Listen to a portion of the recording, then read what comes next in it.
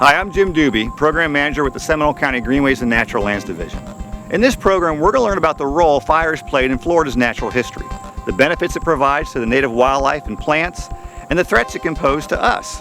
We'll also take a look at what Seminole County and other agencies are doing to balance those benefits and threats. Much like rainfall, droughts, and hot weather, fire has been a natural process in the Florida landscape for eons and has played a major role in the shaping of our native ecosystem. It clears out thick vegetation, prunes the lower branches of trees, recycles nutrients, and promotes a greater diversity of species. It has happened so often and for so long that many of the plants and animals have become adapted to fire. Believe it or not, there are some plants that won't go to seed unless they're burned, and some animals can only live in habitats maintained by fire. I'm walking through a habitat known as Sandhill. It's typically identified by really tall longleaf pines, a ground cover of wiregrass and small weeds, and it's usually very open. But as you can see, this isn't. This is a result of years and years of fire suppression or lack of fire. Because we're in an urban wildland interface, fires, when they get started out here, they have to be put out. So this habitat, which needs fire, hasn't seen it. The lack of fire promotes the growth of other trees, hardwoods like oaks and so on, that shade out the habitat. They restrict the growth of ground cover like wiregrass and herbaceous plants. And really, it also, if you look down here, here's some wiregrass holding on. You know, it can just barely hold on right on the edge of a fire line here. And it also, this lack of fire creates a duff layer. And as we dig down through here, this is actually not bad. This is only a couple inches down to mineral soil. You get further back in the habitat, and you might have 1 foot or 2 feet of this duff layer, which is years and years of pine needles, leaves, branches. It starts to decompose because it's very organic and very moist. That's a great environment for the roots of some of these big trees. They send their roots up in there to collect the nutrients and the moisture, but it's a problem. When you eventually have fire and the fire burns too low or too much of this duff off, it can kill those roots and in effect kill the trees. As you can see, this is far different habitat, right? Wrong. This is also sandhill. This example, though, is an example of sandhill that's been burned every 2 or 3 years for many, many years. And it may not look like it, but in this habitat, in this well-burned habitat, you have many more plant species. Of course, right now it looks like you just have longleaf pines, a few turkey oaks, and wiregrass, a sea of wiregrass. And if we get down on our hands and knees, you'll see in just a square yard or so, you might see a half a dozen or a dozen other plant species. This is called blackroot here. We've got a little young persimmon tree growing up. And if you get down even further, you'll see all these other little things sprouting up. This is forage for the species like the gopher tortoise, bobwhite quail, and a lot of other species that like this open, sunny habitat. I'm joined now by the manager of Okiwa Springs State Park, Robert Brooks. Robert, thank you for joining us today. Good morning, Jim. And first of all, I'd like to commend you and all the other Park Service staff over the years that have had a hand in this. This is beautiful sandhill habitat. This has been an ongoing project. Some areas we can attest going back even before we took over the property that the previous owners burned this to maintain the sandhill here. So how long ago was that? The Park Service took over this property from the Apopka Sportsman's Club in 1969. So we've been using prescribed fire since the inception of the Park Service in 1935. So we can say fairly confidently from 1969 on, we've been actively burning this park. And before that, we have pictures of the Apopka Sportsman's Club actually doing prescribed fires to create new wiregrass, which is good for the game birds that they once hunted on this property. Okay. So it's important for this sandhill habitat, but is it really important for all the habitats in the park? We have 28 different communities in this park, and the majority of them are fire dependent.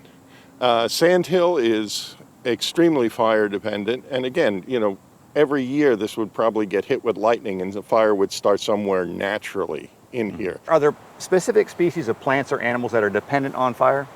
Basically everything you see around us is dependent on fire and has adapted to live and work with fire. Be it the wiregrass that only sets seed after it's been burnt to the ground, or the heat that's required to open the pine cones. All of that requires the fire to come through at some interval. And I think a lot of people think that animals, they're worried about, they hear about fire in the woods and they think, well, all the animals are going to get burnt out. But but it actually, some of the animals, most of the animals have adapted to it. Some of them are dependent on what it does to their habitat. The animals know where to find a safe place. Those who can't move find shelter, but most of the animals in these habitats, deer, birds, are all quite mobile species. And, for burning, as I've been burning now with the Florida Park Service for 15 years, we very rarely find animals that have been impacted by the fire. Robert, how often do you try to burn the sandhill habitat, and how does that compare to other habitats in the park? The whole point of our prescribed fire program is to mimic what would happen in nature. In Sandhill, lightning strikes would easily set fire to this. So we have a return interval of between 1 and 3 years that we try to burn a Sandhill community in to mimic nature.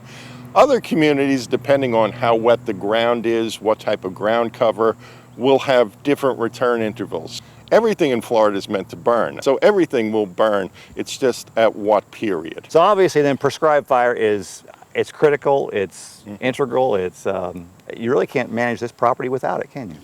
I get to talk to a lot of housing associations in Florida, and one thing that I tell them is when we do a prescribed burn, we set it up so there's many factors involved, but we set it up so the flame and the smoke is going away from their houses.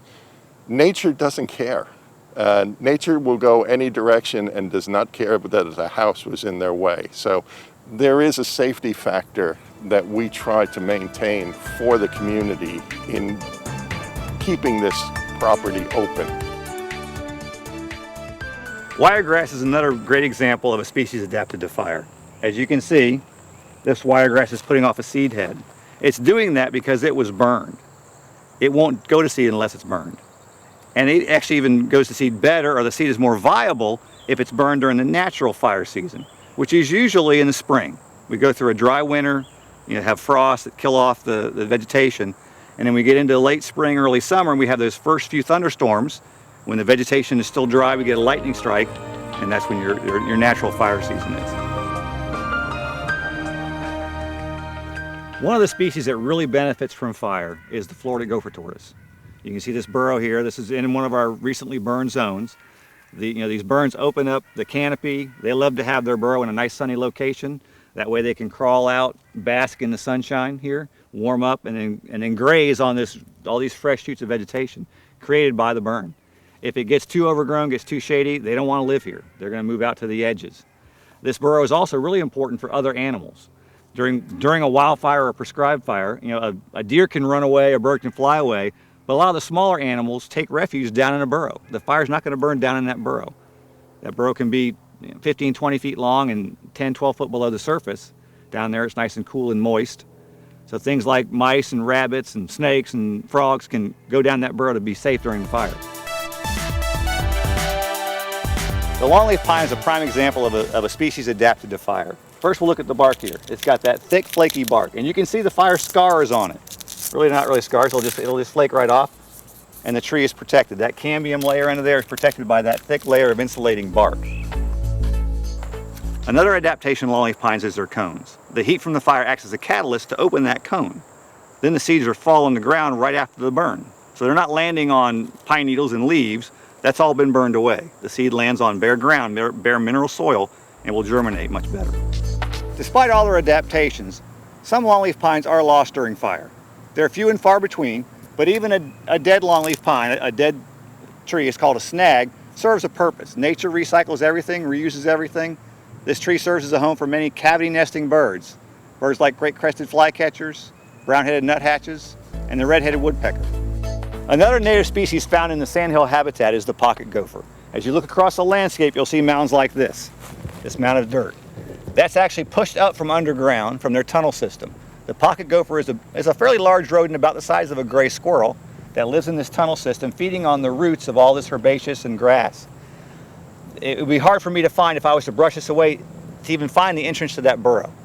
But there's a native Florida snake called the Florida pine snake that specializes in preying on pocket gophers. They can come up here and they can push their head down through there, find that burrow entrance, and get down into that burrow system to prey on the pocket gophers.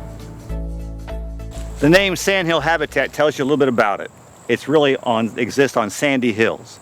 Many of the species are adapted to that soft, pliable soil that they can burrow down into. The Florida pine snake. Another one is the eastern hognose snake. They prey mainly on toads, which like to bury themselves in the sand, and the hognose snake is a specialist at finding those toads. If you look at the nose, it's turned up kind of like a pig or a hog. They use that to burrow down into the sand. Toads, of course, being amphibians, during the day, if they stayed out in the sun, they'd dry up and croak. Sorry. Toads being amphibians, if they were to stay out during the day, the hot part of the day, they would dry up and then they would die. So in the mornings, the toads bury themselves in the soil. The hognose comes out in mid to late morning. You can see it crawls around, flicking its tongue out, searching for that scent trail of the toad. Where that scent trail ends, the hognose knows that toad's underground, so it digs down there with its nose, grabs the toad, pulls it out. The story's not over. The toad has a couple of adaptations to try and protect itself against predators. The first thing is they'll blow up with air, make it like a little toad balloon. Makes it look bigger, might make it harder for a snake to swallow. The hognose has got an adaptation to counter that. It's got two enlarged teeth, basically like fangs, in the back of its upper jaw, and it uses those to puncture the toad and let the air out of the toad. Now it doesn't pop or go pshh, it just slowly lets the air leak out so the toad's easier to swallow. Toads also have poison glands in their skin, which for many snakes that would be distasteful or even make them sick.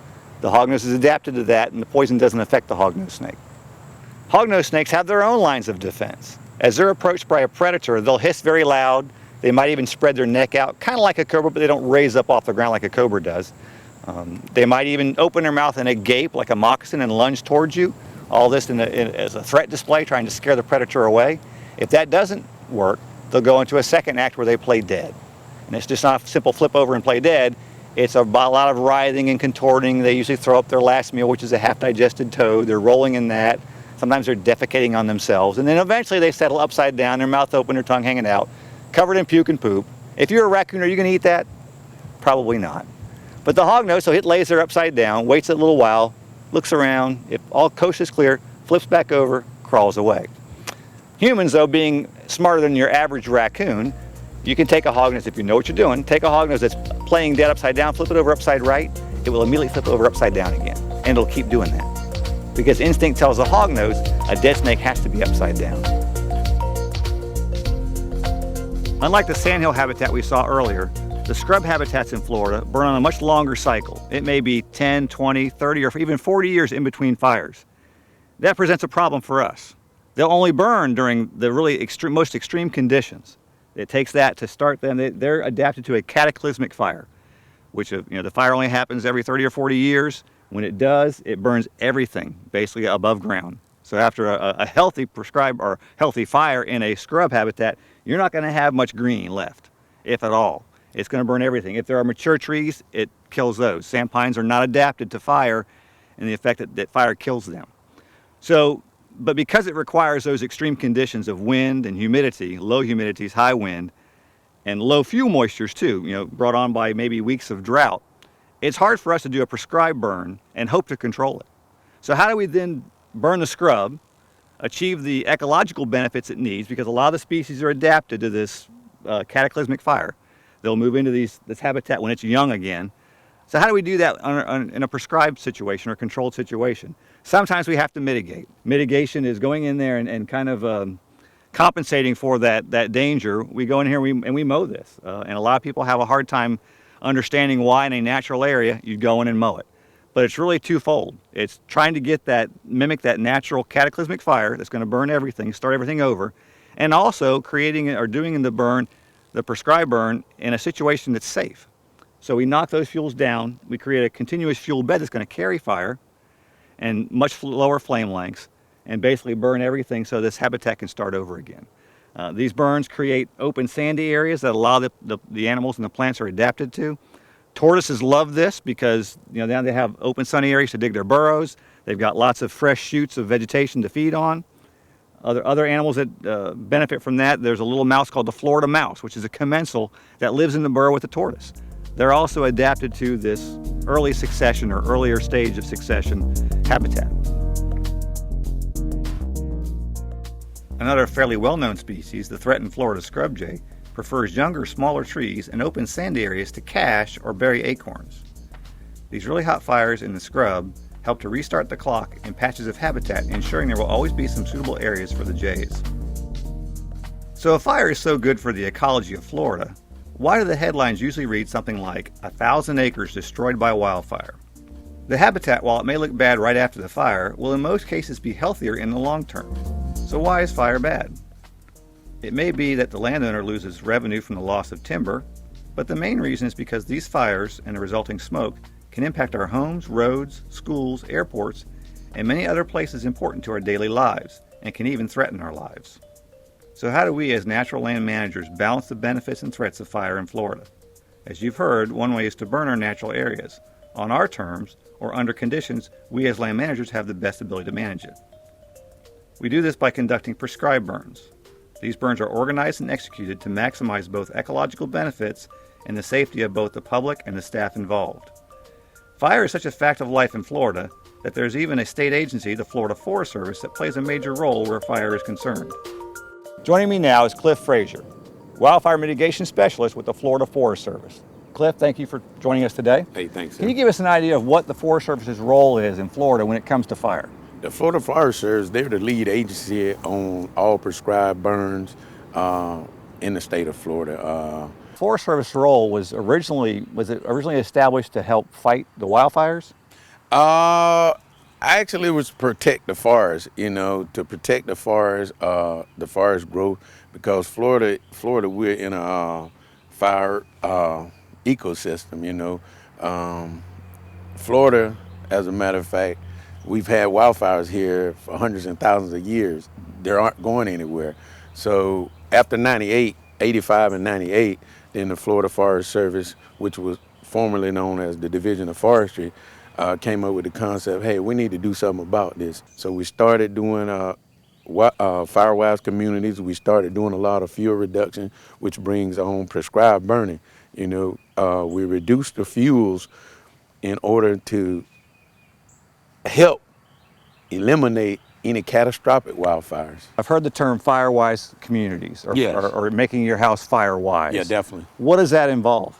That's when we empower the homeowners to help us in the event they move out there in the wildland-urban interface. They need to be trained on how to prepare their home in the event of a wildfire, because if you live in a wildland-urban interface, it's not if a wildfire should occur, it's when it occurs. Are you going to be prepared as a homeowner? You can do such things as clearing away the brush, not totally clearing it away, but you got to think smart. You got to think, for instance, if you have a vinyl fence out there butting up to the wildland-urban interface, which is the woods, if those woods catch on fire and that vinyl fence catches on fire, so if that vinyl fence catches on fire, then it's going to serve as a wick all the way to your house. So once that fence burns, then it's going to go up in your eaves. So by the time the neighbors or anyone see your house on fire, the whole roof is on fire. The inside's burned out. So give yourself a 30-foot buffer around the perimeter of your home. If you have a 30 feet perimeter buffer minimum, then fire services has a tendency to get in. They can get in there and work without being threatened from the fire. They can get their equipment in there. So give yourself 30 feet of defensible space minimum. And in most cases, with 30 feet of defensible space, fire service, your home has a tendency, a 95% survivability rate without even fire services being there. Cliff, can just anybody conduct a prescribed fire? No, anyone cannot go out there and conduct a prescribed burn. In order to conduct the prescribed burn, an individual would have to he would have to get a burn authorization. Before he can get that burn authorization, they would have to have a certified burner on site, meaning that in order to be certified, then you would have to have taken a 3 or 4 day course with the Florida Forest Service, which they certify you. They take you out there, they teach you about the weather, they teach you about the fuels, they teach you about mainly the wind conditions, if it's a good burn day, if it's not. And they're gonna have to get that burn permit, that burn authorization. But you would also have to have a written burn plan. Your burn plan is like a prescription from the doctor. Everything is gonna have to be just like your burn plan indicates before forestry will allow you, issue you a burn authorization. I mean, a lot goes into it. Anyone can't just go out there and set a fire, you know. If they do, it's going to cost them. In 1990, through a voter-approved referendum, Seminole County established the Natural Lands Program to purchase and preserve large tracts of natural land. These properties were purchased to preserve the ecological and recreational values they provide, ensuring that future generations will always be able to enjoy the natural side of Seminole County. However, preservation does not stop once we've purchased the property. Ownership of these lands comes with a responsibility to manage them, and as you've heard, these natural areas are maintained by natural processes, one of them being fire. So now it's our challenge to use fire to create the natural conditions needed by the wildlife, and to do so in the safest way possible. Sherry Williams is our program coordinator of natural resources in the Seminole County Natural Lands Program. And as part of her job, she coordinates all of our prescribed burning. Sherry, we were talking with Cliff Frazier with the Florida Forest Service earlier, and he mentioned a burn plan or a burn prescription. And as part of your job, it's your responsibility to prepare those for the county. What goes into preparing a burn plan? Well, Jim, we take each of our properties and we split it up into what we consider manageable units or burn units. And each of those units, the burn manager writes a prescription for that and contains a lot of information that helps us conduct the burn safely, such as certain wind conditions, relative humidity, fuel moisture, general acreage, size of the burn, how many people are needed to conduct the burn safely, what type of equipment, and things like that. And smoke management is a big part of a burn plan, correct? It's a huge part of the burn plan. We make sure that whatever wind direction we're using to conduct the burn, the wind is generally the smoke is generally lifting up and out of our burn zone and not affecting our local neighbors. When we think about prescribed burning, a lot of times we think about the day of, and lighting the fire, controlling the fire, trying to, and executing that burn. But it really starts well before that with planning. We need to do some preparations first. And so as part of the planning, we may go out and do mechanical treatment to those burn units that we've already previously established. And that may be in the form of completely using mechanical equipment across the entire unit or on the edges so that we're able to control the fire intensity and for safety concerns while we're doing the prescribed burn. As you well know, we have a small staff to manage almost 7,000 acres, and conducting a prescribed burn is such a critical but a serious event. We have to have help, and we get that help from the fire department. Can you explain a little bit about that partnership? Sure. The partnership is actually a very good one, and it's good because we have additional staff, extended staff from the fire department that are already trained in fire. Usually it's structural fire, but then they're also trained in wildland fire as well, which is extremely helpful during prescribed burns. They know what to look for, what danger signs to look for. They know how to react, and that's their job, and so they're really great resources to use during prescribed burning.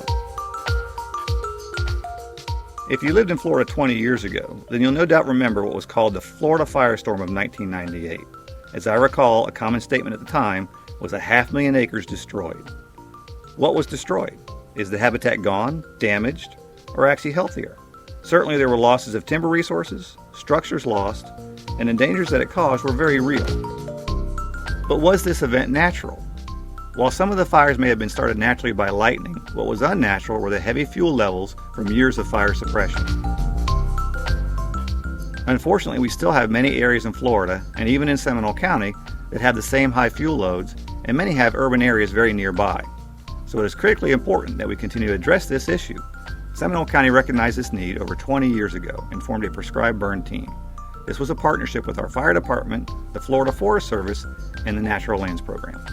I'm joined now by Kevin Beavers with the Seminole County Fire Department. Kevin's got the lead role in implementing prescribed fire in Seminole County, for the fire department in conjunction or in partnership with the Natural Lands Program. Kevin, Jim? appreciate you joining us today. Absolutely, thanks for having us. Why is the fire department in Seminole County taking such a strong role in the use of prescribed fire? Well, I would actually probably go back to the wildfires from '98. That was a big key role for the state of Florida, and I think that actually really put an emphasis on it for doing prescribed burning. So the partnership that we had, or still do, obviously, and that helps out us in doing fire roles, whether it be wildfire or prescribed fire. But that's how it had generally started out. So the fire department, of course, does both. They respond to wildfires. Absolutely. And they help us out with the prescribed fires. Actually, I say help us out. You really take the lead. You bring all the equipment and most of the staff. Does the experience cross over from wildfires to prescribed fires? I would actually say that it's probably one of the best things that we do. Obviously, with the structure side of things, we do a lot of training, and we try to do live fire exercises. That really coincides with what we have here with our natural properties, the wooded areas. Being that really coincides with us doing training at the same time that we're seeing the fire effects that you would actually see in a wildfire, just in a little more controlled condition. It does expose us to a greater effect of being able to put wildfires out by actually seeing more controlled conditions, but the interaction between the fire and the fuels themselves. Right. And how about the equipment? Do you have to have different equipment for wildfires or for prescribed fires? Actually, the equipment's very similar or the same. We may have a couple of specialized pieces of equipment just for doing the wildfire side of it versus the prescribed fire, but most of our equipment's the same. So it actually is a dual purpose. So we can do the prescribed fire, we can get the general effects of using our equipment on a prescribed fire. At the same time, it translates over into doing the wildfires as well. And so what's a typical piece of equipment the team brings out for a prescribed fire? Generally, we have engines, as they're called. They're actually called a Type 5 engine, which is a much smaller version of our structure engines. You kind of compare it to sort of like a flatbed pickup truck, but on the flatbed part of the pickup truck has a specialized equipment with a tank of water and a pump to move that water where you need it. Most of our equipment, we have they're 400 gallons of water that they carry, and they put out about 150 to 160 gallons per minute. So they actually put out quite a bit of pressure, which we need in doing either initial attack on wildfires or doing our prescribed fire. Okay. So 450 gallons. Mm-hmm. That's not going to last you the whole fire. No, you have to be, and that kind of correlates into prescribed fire, where you can kind of see the fire effects, and that actually gives you a little better visualization of what actually needs fire or needs water for the fire, mm-hmm. and what doesn't. So you can actually try to draw your water usage over a longer period of time. Okay, and how about this piece of equipment we have behind us here? So in conjunction with that, we have this is a water tender. We have several of them throughout Seminole County that supply us water. Being that we're out here in the wooded area in Geneva especially, we have very few hydrants. So this is our rolling hydrant. So same thing we do with our wildfires, we also do with our prescribed fire. So we need, at some point in time, we may need water to fill up our Type 5 engines, and that's where this comes into play. And how many gallons does this have in it? This one here holds 2,500 gallons, 2,500. And we have two other ones. One is 3,000 gallons, and the other one is 5,800 gallons. We're kind of a small program in the amount of acres we do during a prescribed burn. A big prescribed burn for us might be 50 or 60 acres. Mm-hmm. What's the average crew size and equipment that you would bring out to something like that? So on a typical prescribed burn for our size acreage that we normally handle, we're usually looking at 3 of the Type 5 engines. Each engine holds 2 personnel, so you're looking between 6 to 10 people depending on most situations. As you've heard and seen, fire is just a fact of life here in Florida. And while it can be an ecologically beneficial process, it can also turn into a serious life-threatening event. That's why it's so critical as residents and visitors to Florida that we understand this and support the use of prescribed fire, and also take the necessary steps to make sure our homes and our communities are safe in the event of a wildfire. For Seminole County, I'm Jim Doobie, and until next time, I'll see you on the natural side of Seminole County.